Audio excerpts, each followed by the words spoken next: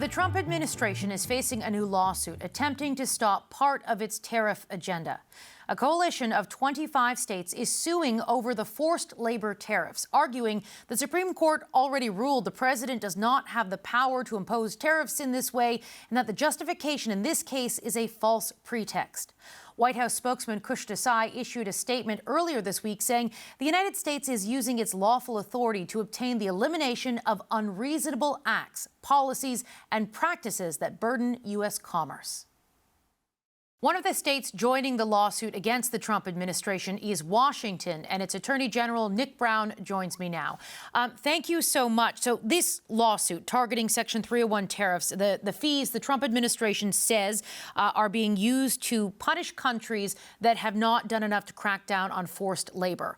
Why do you believe these tariffs are illegal? Well, first and foremost, Washington state, my state, is one of the most trade-dependent states in the country. We rely on robust trade with a lot of different countries. So the impacts of anything that harms trade has a huge impact on Washington. What the president is doing is illegal for a host of reasons. One, this comes in response to two prior attempts by the president to implement tariffs across many, many different countries. Twice the courts have ruled that his actions are illegal. He made plain that last time it was struck down that he was going to try something else. And so what we think here is the president is using a false pretext to implement these new tariffs, that he does not have the authority to do so.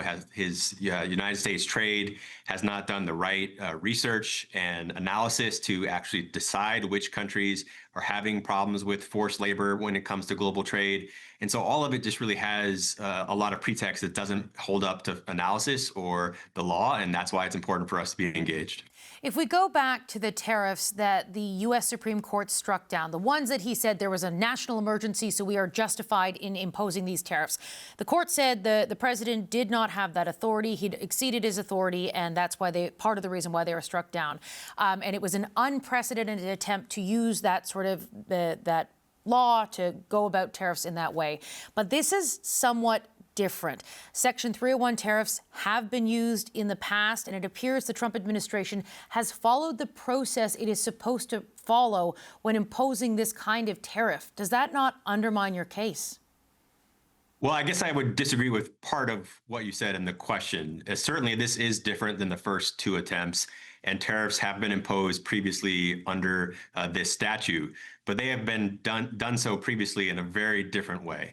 Normally, they're applied at individual countries, and in every case where they've been used in the past, they're done with a pretty rigorous analysis of actually what's happening on the ground, and they provide for comments and feedback on the process to understand what countries are doing to alleviate any forced labor concerns.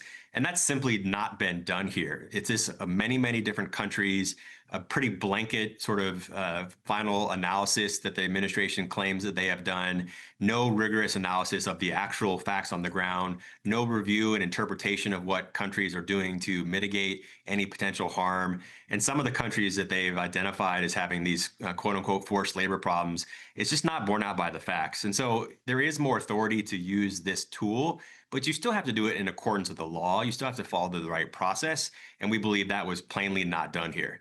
Canada is one of the countries that has been targeted by these tariffs. However, Canada has very large exemptions that if the product is compliant with the Canada-U.S.-Mexico Free Trade Agreement, what we call CUSMA here in Canada, what you call USMCA down there in the United States, that the tariff does not apply. So anywhere from 80 to like 95% of Canadian goods that tariff does not apply to. So that's something that from the Canadian perspective, we haven't talked about these tariffs as much as we have talked about other tariffs.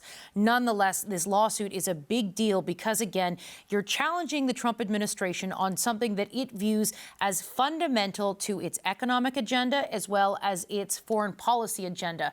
I'm very curious that Donald Trump has sort of made it clear that even if the courts rule against him, he will continue to go back to sort of the tariff toolbox and look at other options when it comes to what things can we do? How can we go about imposing tariffs? At any point, are you going to sit back and say, should we just stop with this because he's going to impose tariffs no matter what? Well, look, there are many things that the president does that I disagree with, that other people in elected positions disagree with. And it's not my job or responsibility or even my goal to oppose the president simply because I disagree with him or actions by the administration. But when they do things that are legal and they are harmful to my state, and as you see in this case, we have a broad coalition of states across the country. And as attorneys general, we always look first and foremost, is this illegal or unconstitutional? And does it harm our respective states? If it's not illegal, we don't act. We don't sue the president simply because we can. We do so when there's a basis to do so, and it's harmful to our states. But I think the framing of your question really undercuts the legal claims that the president is making, because when those prior attempts at tariffs failed, when the Supreme Court said, no, you don't have that authority, when other courts said, no, you can't use that, the president said immediately thereafter that he's going to implement the exact same tariffs in another way, which means that these claims of forced labor and this analysis that they've done in various countries, that is all plainly pretext for this effort, because they were going to try this, as you say, no matter what. And that's not what the law requires.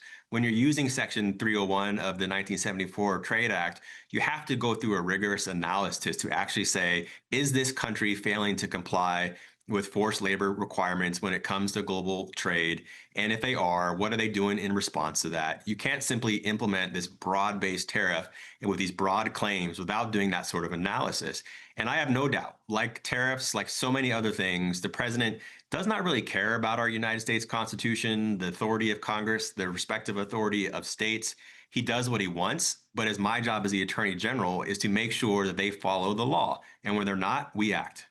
You sort of mentioned this in your first answer, but I'm wondering if you can elaborate a little bit about the impact of tariffs for the people living in Washington state. Yeah, we are one of the most, if not the most, trade-dependent state in the country. We have robust trade with our neighbors to the north in Canada. We have robust trade with many countries, particularly in Asia, given our location. We are a heavy agricultural state in eastern Washington. We send apples all across the world and a number of other agricultural products. So trade is very, very important to the strength of our economy. And we want to make sure that if there's impacts on that, that we analyze very closely whether the law has been followed. And in this case, like the other two attempts by the president, they're simply not following the law. And that's harmful to big businesses here, to small businesses, to every part of our state because of our unique sort of high-tech industry on the west side of our state and our agricultural base on the east side. A lot of different parts of our economy are impacted, and that's why we joined this case. I know this is not the subject of our interview, but before I let you go, can I just ask you, how are people doing in your state because of the wildfires? We've been covering them quite extensively here in Canada because we know they're particularly bad there. How is everyone doing? Well, I really appreciate you asking that. We've seen really unprecedented wildfires in the Spokane region that are spread all across that part of the state, and that is having a devastating impact. We've seen so many homes destroyed.